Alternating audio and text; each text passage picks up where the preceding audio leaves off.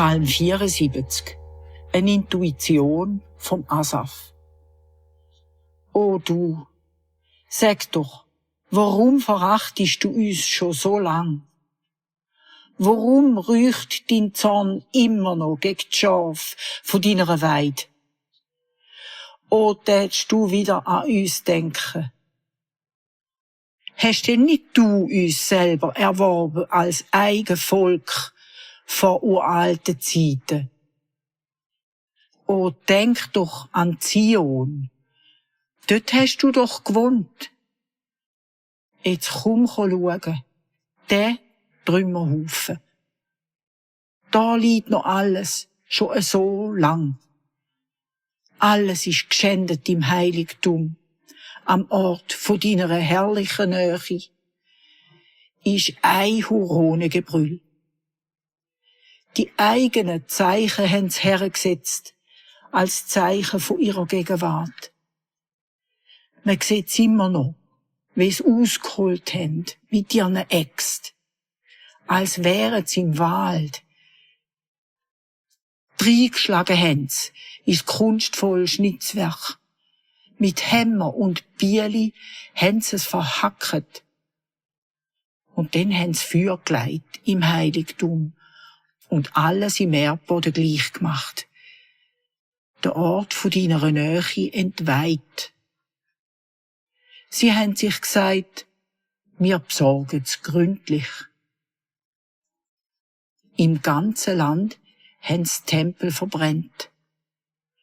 Von unseren Zeichen ist nichts mehr um, auch nicht vom Glauben, auch kein Prophet und niemand weiss, wie lang's noch so geht. O du, wie lang könnt ihr noch so spotten? Dürfen sie deinen Namen ewig verdrecken? Sag, warum leist denn die Hände in den Schoss? O, greif doch ein und mach ein Ende. Ja, du bist der, wo's drauf ankommt. Von jeher hast du uns geholfen. Du hast doch selber mit deiner Hand das Meer verteilt zwischen Land und Land.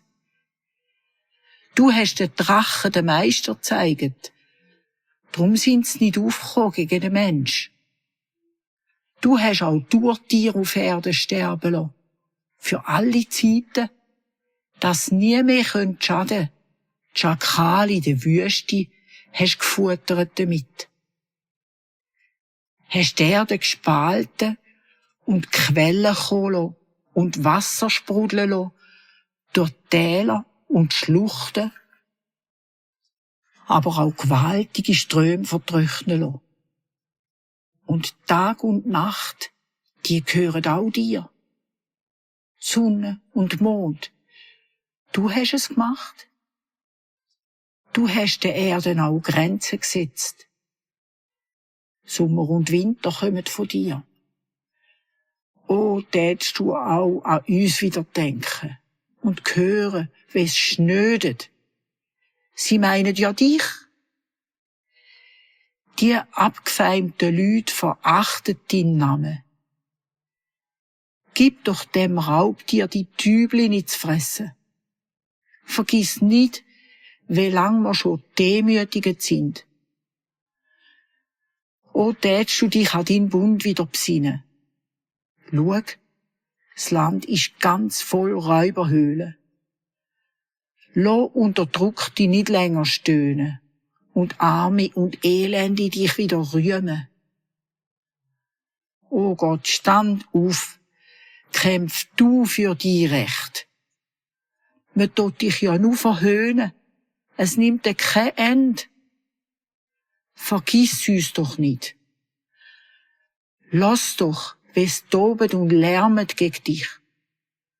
Und wie der Tumult immer grösser wird und Gewalt immer schlimmer.